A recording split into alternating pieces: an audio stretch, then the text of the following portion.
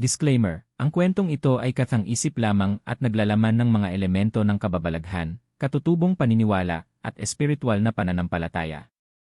Anumang pagkakahawig sa totoong buhay, tao, lugar, o pangyayari ay nagkataon lamang. Layunin ng kwentong ito na ipakita ang lalim ng kultura at mitolohiya ng mga Pilipino, pati na rin ang kahalagahan ng pag-ibig, pagsisisi, at pananampalataya. Hindi ito intended para takutin kundi para maglahad ng isang makasining na salaysay ng pagkatao sa gitna ng dilim at liwanag.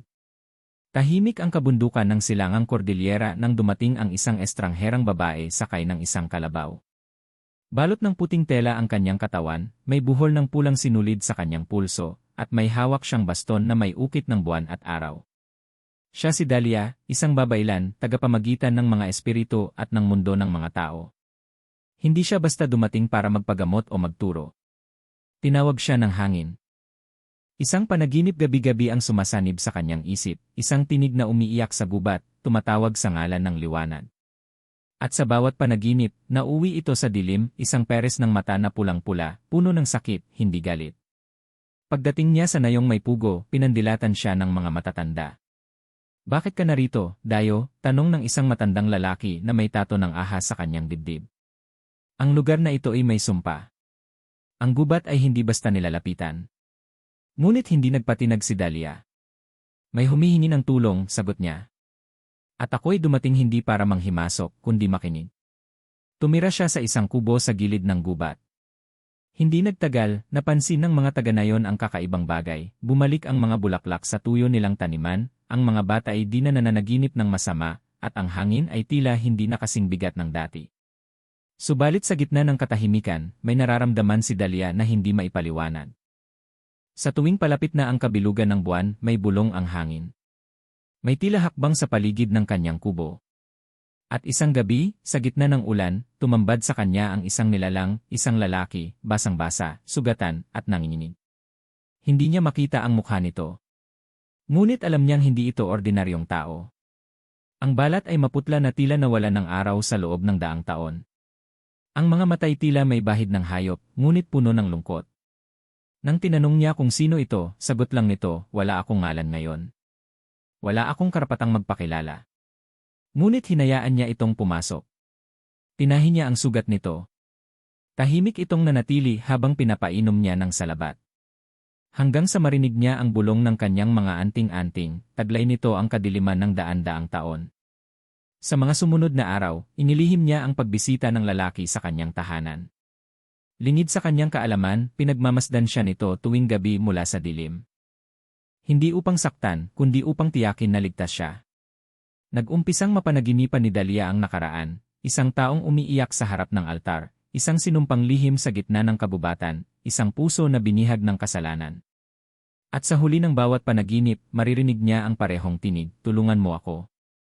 Sa kanyang ikapitong gabi sa nayon, nilapitan siya ng pinakamatandang babae sa barangay, si Lola Senta. "Nakita ko ang iyong mga mata, Anya. May tanikala ka rin sa puso, isang tanikalang magbubukas sa huling daan ng liwanag." "Ano ang ibig mong sabihin?" tanong ni Dalia. "Ang lalaking hinihintay mo ay hindi isang bayani. Isa siyang nilalang na itinakwil ng langit at lupa. Ngunit minsan siyang naging tao. At kung totoo ang panaginip mo, ikaw lang ang makakapagbalik sa kanya." Nang gabing iyon, humarap si Dalia sa liwanag ng buwan.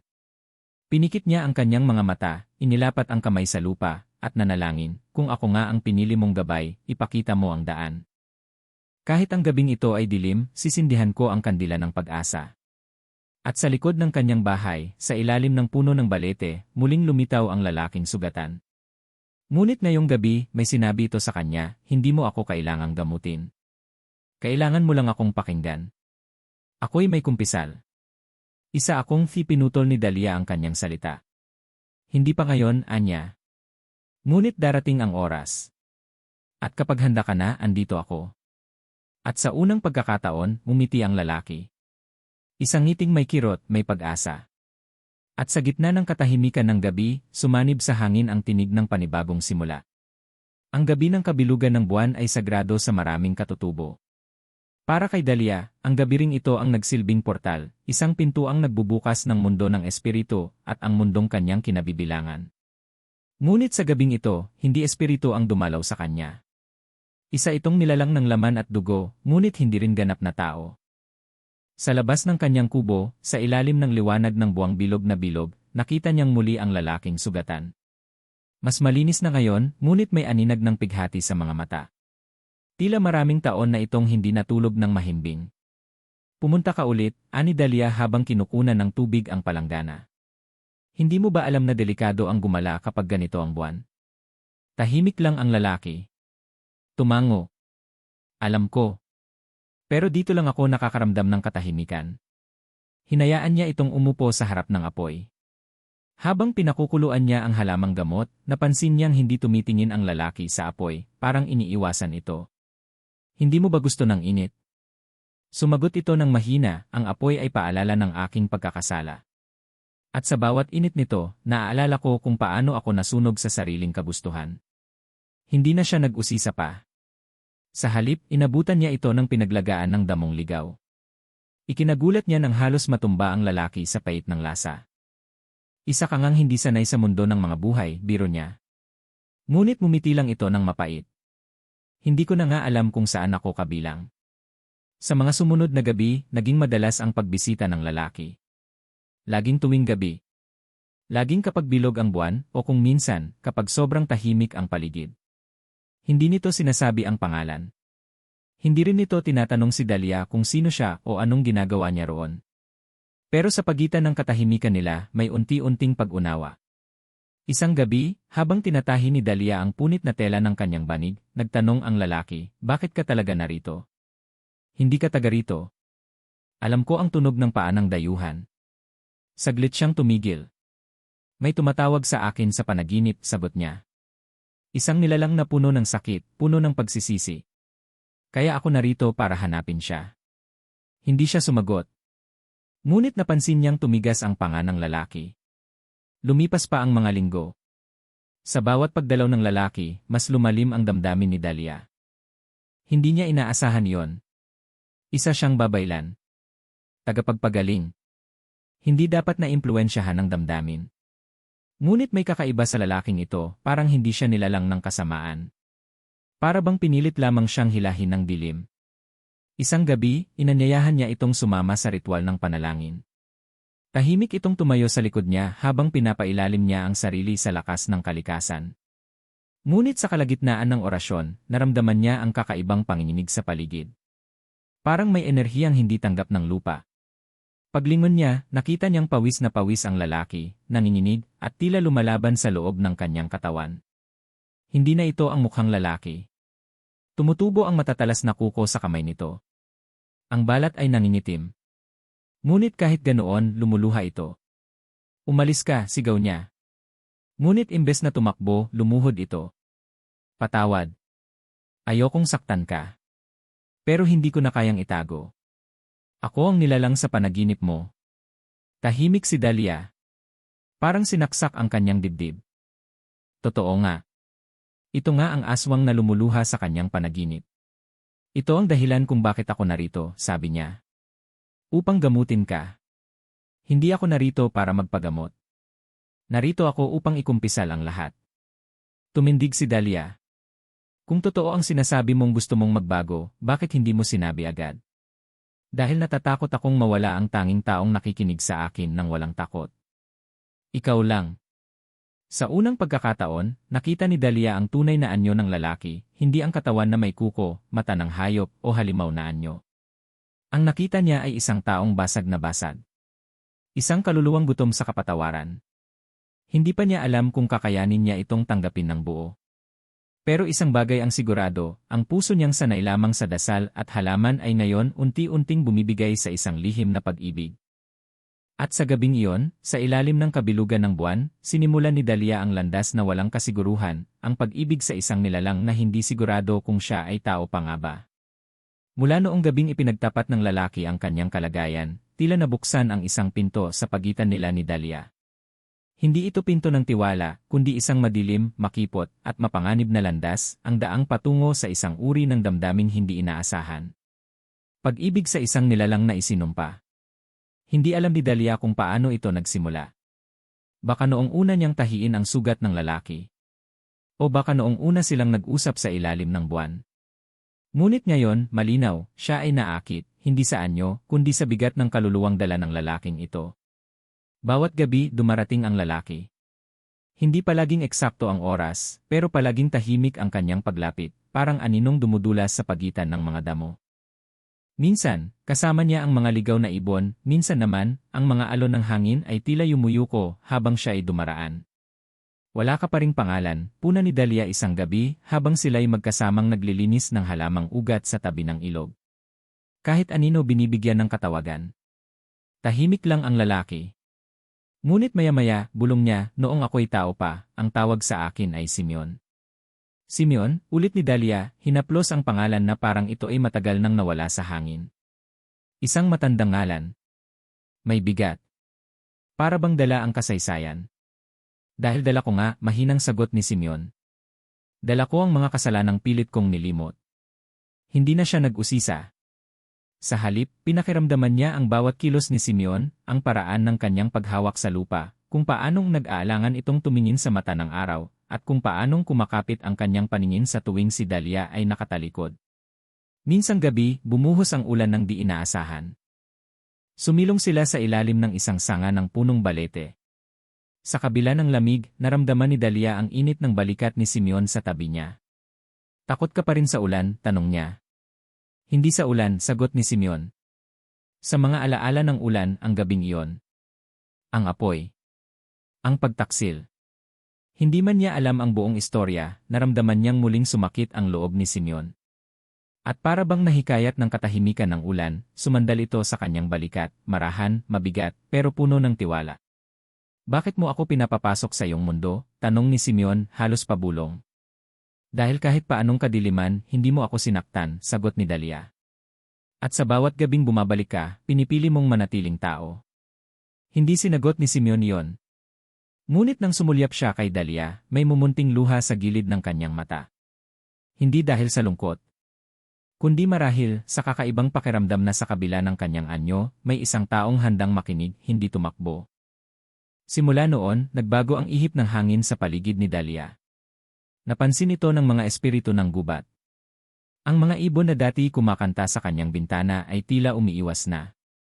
Ang mga anting-anting niya ay parang naninibago, parang nagtatanong, bakit mo nilalapitan ang nilalang ng dilim? Ngunit mas pinili ni Dahlia ang katahimikan kaysa sa sagot. Sa kanyang puso, unti-unting namumuo ang isang damdaming hindi niya maipaliwanag, hindi ito awa, hindi ito habag. Isa itong pagnanais na hawakan ang sugat ni Simeon at sabihin, hindi mo kailangang mag-isa. Minsang umaga, habang naglilinis siya ng mga dahon ng sambong sa harap ng kanyang kubo, dumating si Simeon. Hindi sa gabi, kundi sa liwanag ng araw. Nangingitim ang balat niya, parang nasusunog sa araw, ngunit hindi siya umurong. Anong ginagawa mo rito? Gulat ni Dahlia. Gusto kong masanay sa liwanag, sagot ni Simeon. Gusto kong subukan kung kaya ko pa. Tumakbo si Dahlia papalapit at itinaklob ang sariling balabal sa katawan ni Simeon. Baliw ka. Pwede kang masunog, bulalas niya, ngunit mahigpit ang pagkakahawak sa kanya ng lalaki. Baka kasi, kung masanay ako sa sakit, mas madaling maging tao muli. Napapikit si Dahlia.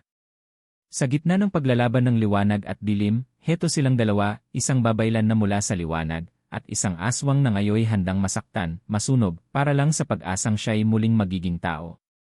At sa sandaling iyon, habang pinapahid niya ang langis sa paso ni Simeon, alam niyang hindi na niya ito matatakasan. Hindi na lamang ito tungkol sa misyon. Hindi na lamang ito tungkol sa pagtulong. Ito na ay pag-ibig, isang lihim na pag-ibig na ipinaglihi sa dasal, ipinanganak sa katahimikan, at pinalaki ng gabi. Ngunit sa kanyang puso, may isa pa ring tanong, hanggang kailan ang pag-ibig ay kayang yakapin ang isang nilalang na sinumpa ng kalangitan mismo? Muli ay sumapit ang gabi ng kabilugan ng buwan, ngunit sa pagkakataong ito, iba ang simoy ng hangin. Hindi ito ang karaniwang lamig na dumarampi sa balat ni Dahlia. Ang gabing ito ay may dala, isang pasaning matagal nang hindi binibigkas. Tahimik ang paligid. Wala ni isang kuliglig. Tila humihina ang lupa, naghihintay. Nasa loob ng kubo si Dahlia, naghahanda ng langis para sa mga sugat ni Simeon. Isang orasyon ang binubuo niya sa isip, panalangin para sa proteksyon. Ngunit ang kanyang puso ay hindi mapalagay. Tumapat siya sa altar. Kumuha ng abo ng kamangyan at nilagyan ang kanyang noo ng marka ng buwan. Kung ako'y mapapahamak, gawin niyong liwanag ang aking katawan, bulong niya. At sa puntong iyon, dumating si Simeon. Ang kanyang anyo ay iba sa mga nakaraang gabi, mas maputla, mas payat, at ang kanyang mga mata ay mapula na parang dugo. Nanginginig ang kanyang mga kamay, at bawat hakbang ay tila nilalabanan niya ang isang lakas mula sa loob. Hindi na ako makapagpigil, bulong ni Simeon, halos hindi marinig. Panahon na. Tumindig si Dalia. Hindi siya umatras. Hinawakan niya ang isang anting-anting sa kanyang leg, ngunit hindi niya ito ginamit bilang proteksyon. Sa halip, tinanggal niya ito at ibinaba sa altar. Sabihin mo na, Simeon. Pumikit si Simeon. Nanginginig ang kanyang mga balikat, tila nilalamon ng sarili niyang hiya. Noong bata pa ako, isa akong anak ng albularyo. Matino ang aking ama, mapagpagaling, may takot sa bathala. Ngunit sa isang gabing ako'y 12, sumalakay sa aming nayon ang mga nilalang ng gabi. Hinanap nila ang aking ama. At upang iligtas ako, ibinigay niya ang sarili niyang dugo kapalit ko. Napakagat sa labi si Dalia. Dinala nila ako sa kakahuyan, tinuruan ng kanilang paraan, pinainom ng dugo, pinasumpa sa dilim. Sa unay tumutol ako. Ngunit sa bawat araw na gutom, sa bawat gabi ng pagtitiis na pilitan akong yakapin ang halimaw sa aking loob. Pinatay ko ang isang matandang babae upang tuluyang maging isa sa kanila. Tumulo ang luha ni Dalia. Ngunit sa bawat dugo na lumalapat sa aking labi, unti-unti kong nararamdaman ang pagkasira ng aking kaluluwa. Hanggang sa isang araw, sa isang panaginip, nakita ko ang isang liwanag, ikaw, Dalia. Sa panaginip, hindi mo ako tinakbuhan. Umupo si Simeon sa sahig ng kubo. Ang kanyang mga kuko ay nagsimulang tumubo, ang kanyang mga mata ay tila bumabalik sa anyong hayop. Ngunit pilit niyang nilalabanan ito. Isa akong aswang, Dalia, sambit niya. Hindi ito alingasngas. Hindi ito kwento lang. Isa akong tunay na halimaw. Tahimik si Dalia. Tila bumagal ang oras.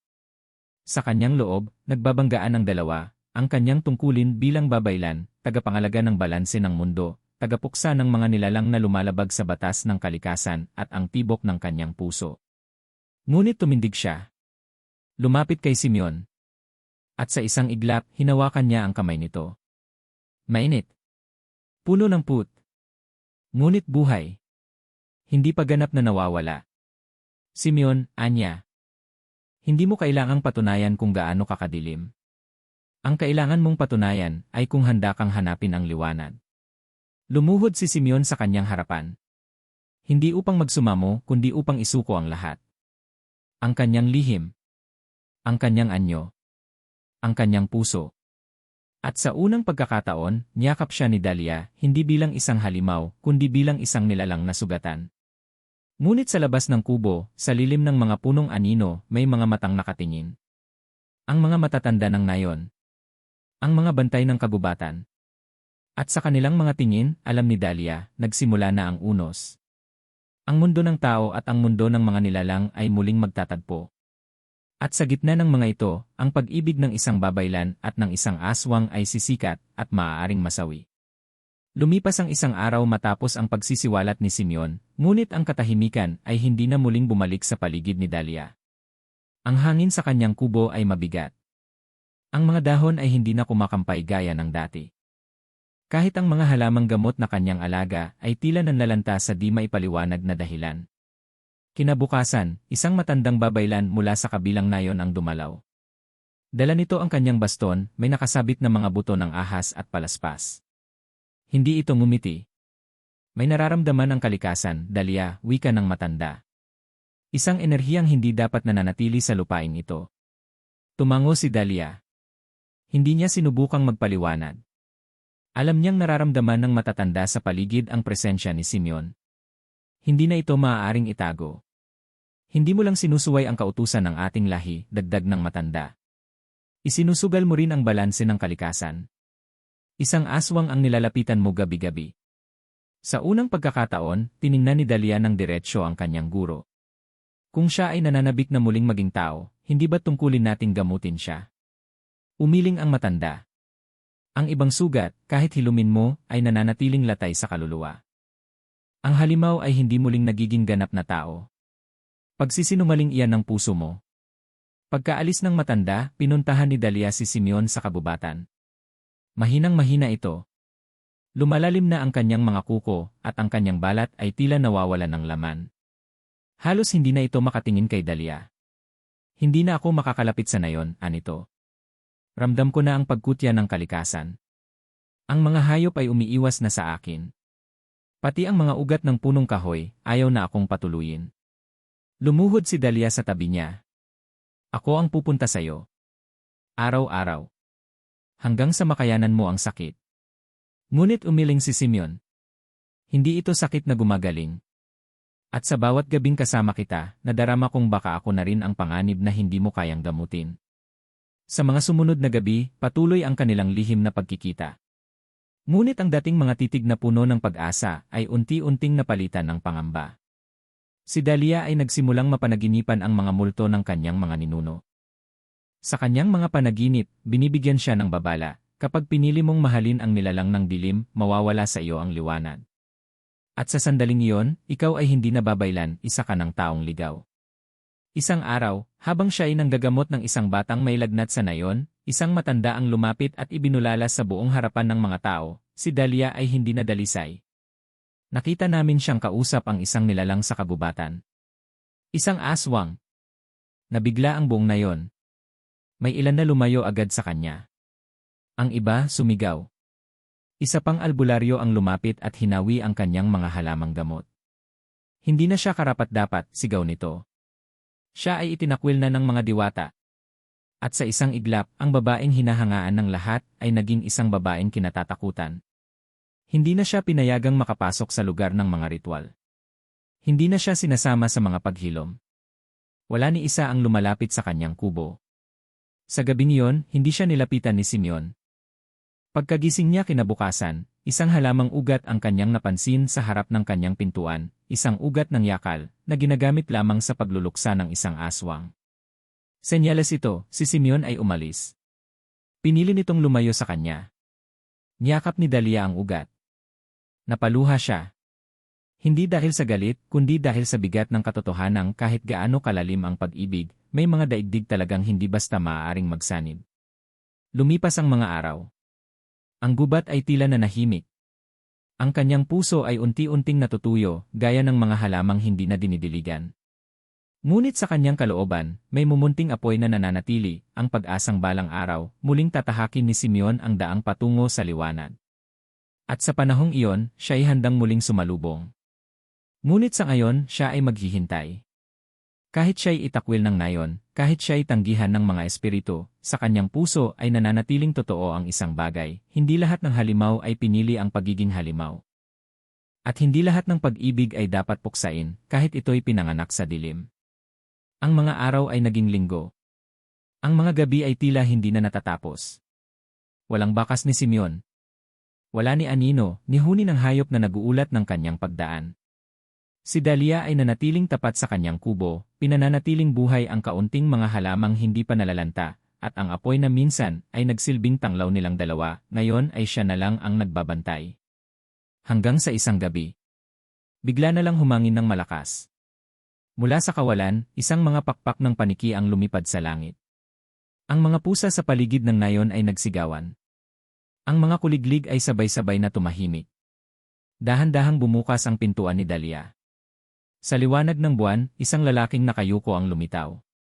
Ang kanyang katawan ay halos butot balat. Marurumi ang kanyang kuko at ang mga mata niya ay tila nawalan na ng kulay. Ngunit kahit sa ganung kalagayan, alam ni Dalia, si Simeon iyon. Niyakap niya ito agad, hindi alintana ang amoy ng dugot usok na dumikit sa kanyang balikat. Bakit ka bumalik? Tanong ni Dalia sa gitna ng kanyang mga luha. Hindi ako umalis para tumakas. Umalis ako para humanap ng lunas, sagot ni Simeon, halos wala ng boses. Nahanap ko ang isang matandang aswang sa liblib na bundok. Isa siyang dating mangkukulam na bumaligtad sa kanyang kasumpaan.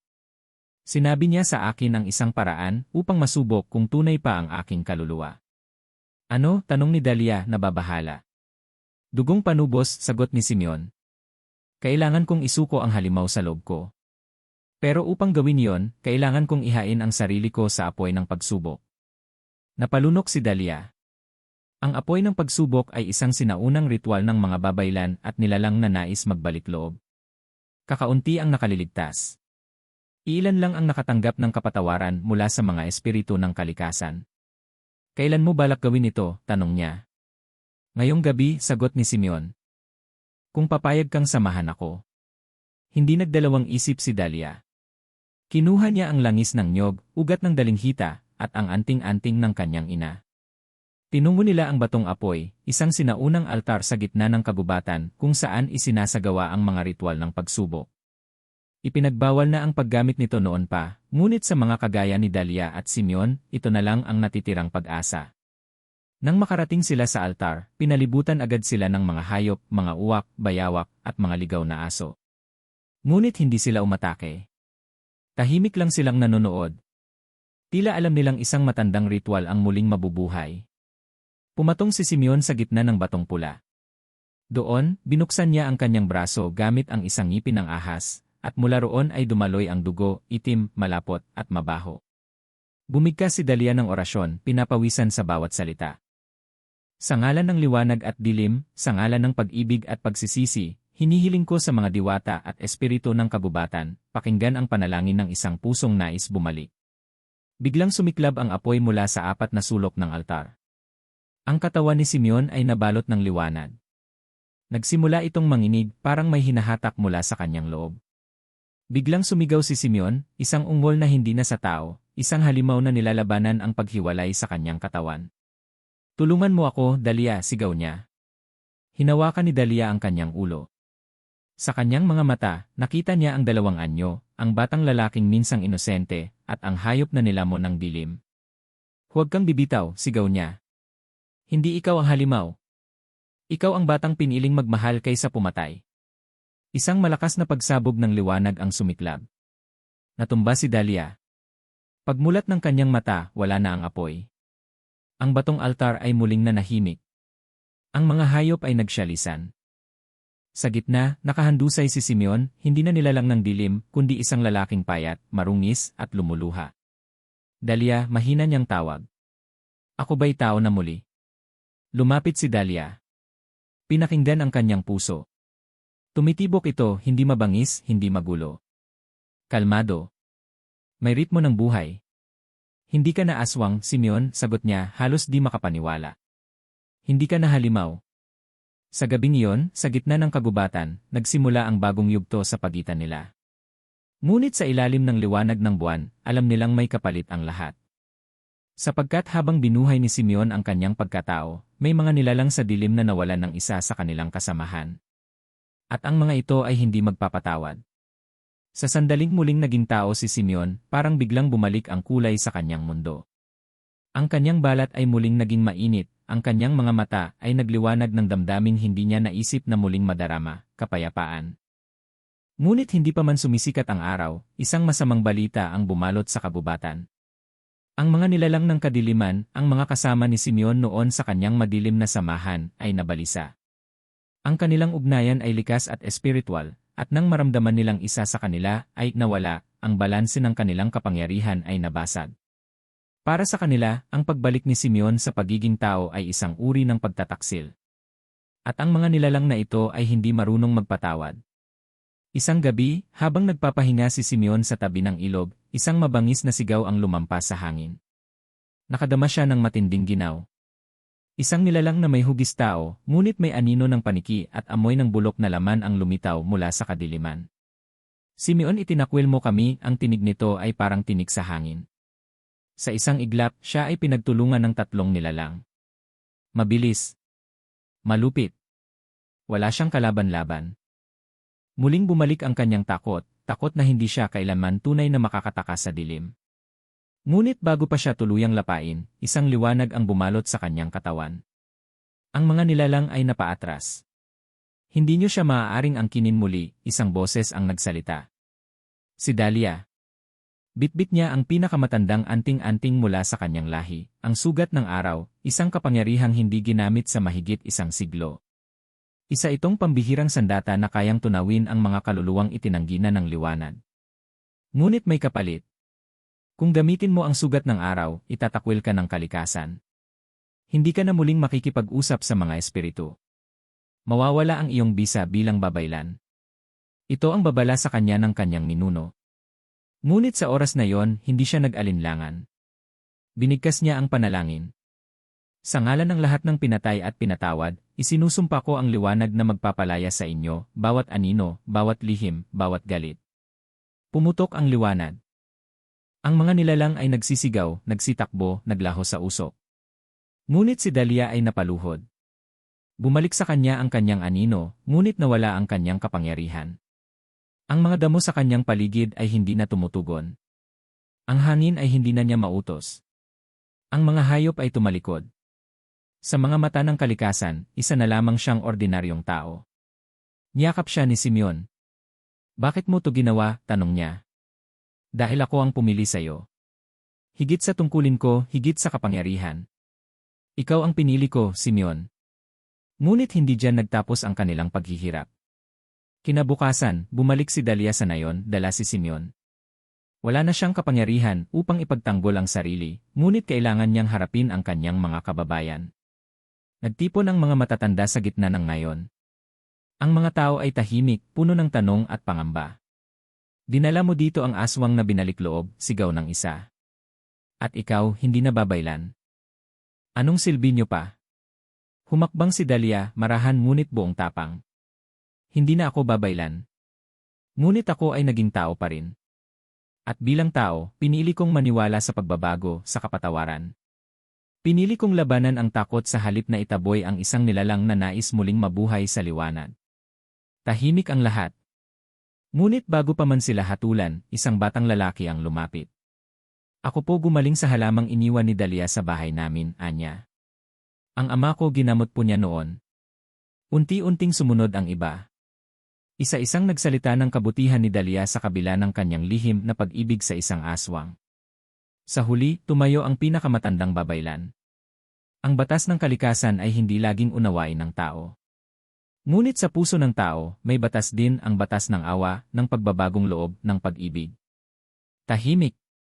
Ngunit unti-unti, ang mga tao ay yumuko bilang paggalang. Hindi na nila muling tinanggap si Dalia bilang babaylan, ngunit hindi na rin siya itinaboy.